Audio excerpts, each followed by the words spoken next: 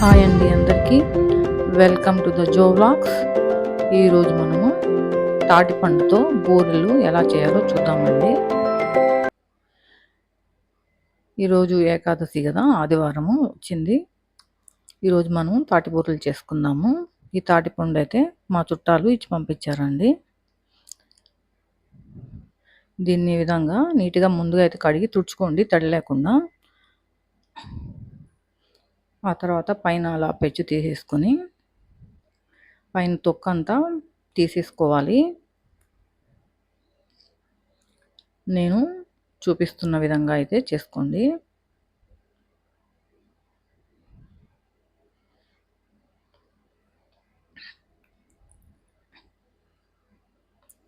ఈ విధంగా అయితే పూర్తిగా తీసేసుకున్నానండి. ఆ తొక్కు పక్కన తిప్పెట్టేసుకుందాము, అవసరం ఉండదు. ఆ పైన కొంచెం చిన్నగా వేస్ట్ ఉంటుందండి, అది కూడా తీసేసేయండి. ఇది 3 భాగాలుగా 3 టెంకలు ఉంటుందండి దీంట్లో. కొన్నిట్లో అయితే 2 ఉంటాయి, చాలా వరకు 3 ఉంటాయి. ఇప్పుడు దీన్ని మనము కొబ్బరి కూరతోటి గుజ్జుని తీసుకుందాము.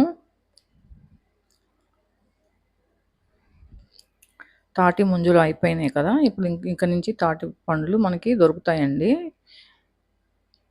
మీకు కానీ దొరికితే ఈ విధంగా ట్రై చేయండి, చాలా బాగుంటాయి. ఈ విధంగా అయితే గుజ్జును తీసుకోవాలి మనము. నేను ఒక తాటి పండుతో అయితే తాటి బూరెలు చేస్తున్నాను. దానికి సరిపడా క్వాంటిటీ మీకు చెప్తాను ఎలా చేసుకోవాలో. ఈ కప్పు 250 ml కప్ అండి, దాంతో కొలత తీసుకుంటున్నాను. ఒక కప్పు అయితే మనకి గుజ్జు వచ్చింది. దాన్ని ఒక బౌల్లో వేసేసుకుందాము.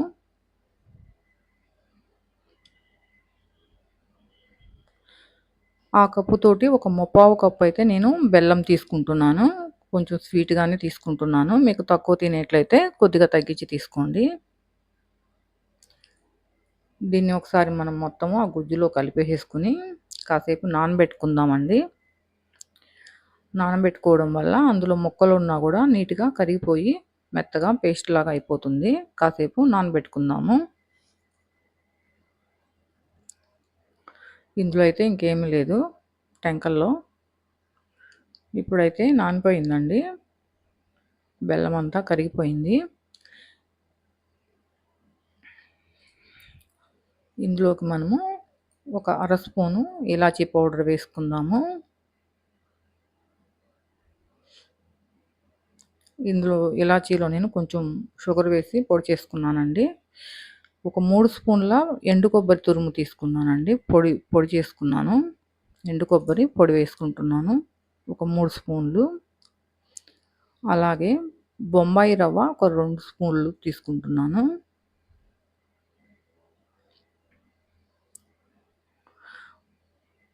బొంబాయి రవ్వ 2 స్పూన్లు వేసుకుంటున్నానండి. మనం తీసుకున్న 250 ml కప్పుతోనే బియ్యపిండి కూడా తీసుకుంటున్నాను. కొంతమంది అచ్చంగా రవ్వతోనే బియ్యపిండితోనే చేసుకుంటారండి. నేను కొంచెం ఇందులో తింటున్నప్పుడు రవ్వగా బాగుంటుందని ఒక 2 స్పూన్ల రవ్వ అయితే తీసుకున్నాను. పిండి అయితే ఇందులో సగమే వేసుకున్నాను, చూసుకొని మనం కలుపుకుందాము. ఇందులో కొంచెం సాల్ట్ కూడా యాడ్ చేసుకుందామండి, కొంచెం టేస్ట్ కోసం. ఒక పించ్ అయితే సాల్ట్ వేస్తున్నాను.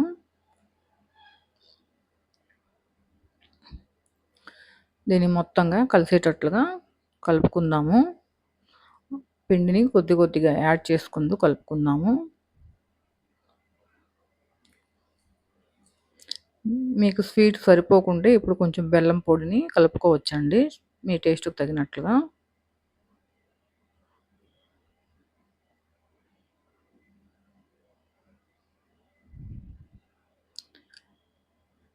నేను ఇందులో చూపిస్తున్నట్లుగా కలుపుకోండి.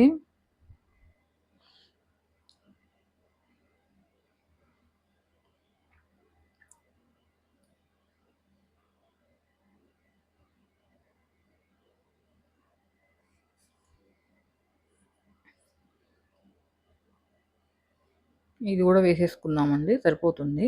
నేను ఒక కప్పు అయితే సరిపోయింది మనకి ఇందులోకి బియ్యపిండి. మీకు ఇంకా లూజుగా అనిపిస్తే ఇంకొంచెం కూడా బియ్యపు పిండి యాడ్ చేసుకోవచ్చు. ఇది మొత్తం నీట్‌గా ఈ విధంగా అయితే కలిపేసుకున్నాను.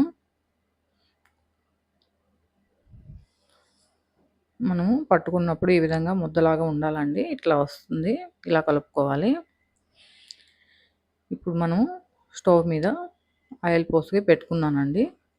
ఆయిల్ మరీ ఎక్కువ మరగకుండా వేడెక్కితే సరిపోతుంది. ఒక పాలిథీన్ కవర్ తీసుకొని దానికి ఆయిల్ రాసుకొని దాని మీదైతే నేను బూరెలు ఒత్తుకుంటున్నాను.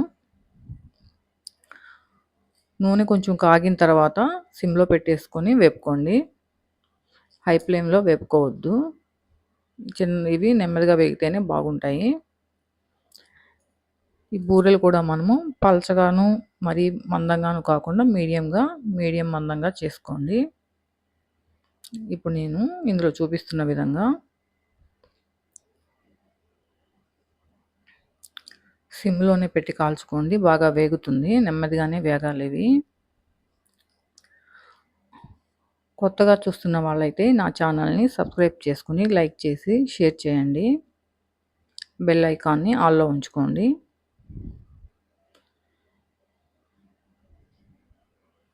నా వీడియోస్ కానీ మీకు నచ్చితే ఎలా ఉన్నాయో కామెంట్ చేయండి.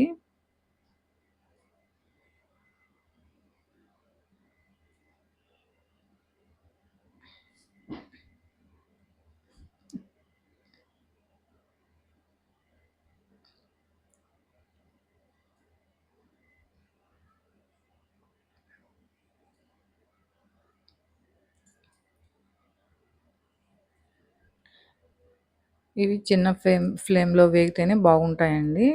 పెద్ద హై ఫ్లేమ్ పెట్టి వేపుకుంటే మధ్యలో ఉడకదు. ఈ విధంగానే నెమ్మదిగా వేపుకోండి.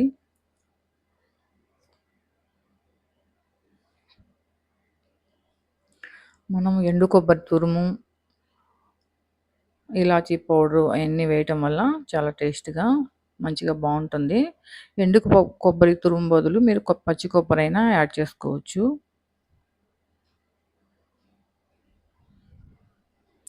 ఇవి బయట మనకి 2, 3 రోజులు ఉంటాయండి. ఇంకా ఎక్కువ రోజులు ఉండాలనుకుంటే ఫ్రిడ్జ్‌లో బాక్స్‌లో పెట్టుకొని చల్లారిన తర్వాత ఫ్రిడ్జ్‌లో పెట్టుకోవచ్చు.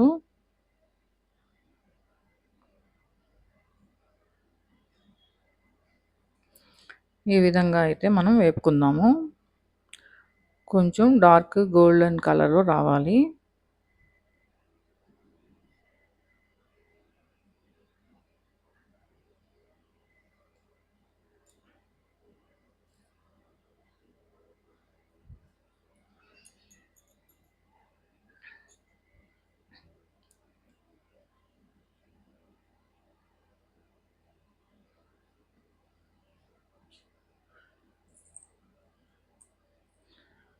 ఇప్పుడు నేను చూపించిన విధంగా అయితే వేగితే సరిపోతుందండి. ఆ విధంగా నేను తీసుకుంటున్నాను. ఒక ప్లేట్‌లో టిష్యూ పేపర్ వేసి దాని మీదకైతే తీసుకుంటున్నానండి. ఎక్కువ ఆయిల్ కూడా తీయదండి ఇది. తక్కువే తీసుకుంటుంది ఆయిల్ కూడా.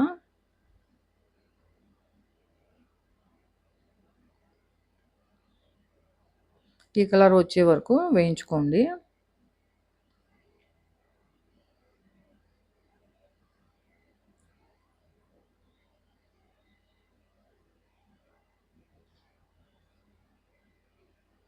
తాటిపండు ఇష్టపడే వాళ్ళు ఈ విధంగా చేసుకొని తినటం వల్ల ఒక 3, 4 రోజులైతే ఈ టేస్ట్‌ని ఎంజాయ్ చేయవచ్చు.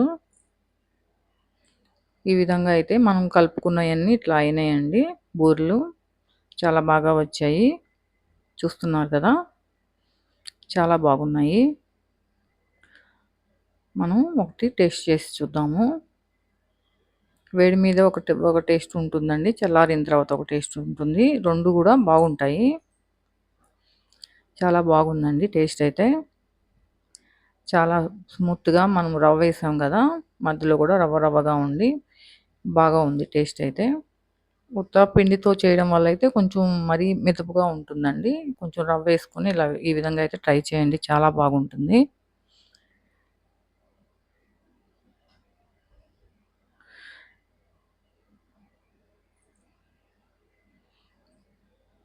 మీరు కూడా నేను చేసిన పద్ధతిలో ట్రై చేసి ఎలా ఎలా ఉన్నాయో కామెంట్ చేయండి.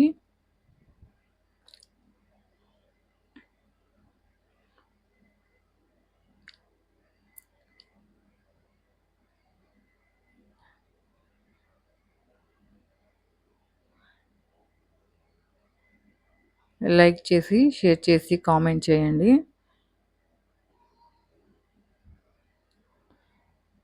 థ్యాంక్ యూ అండి.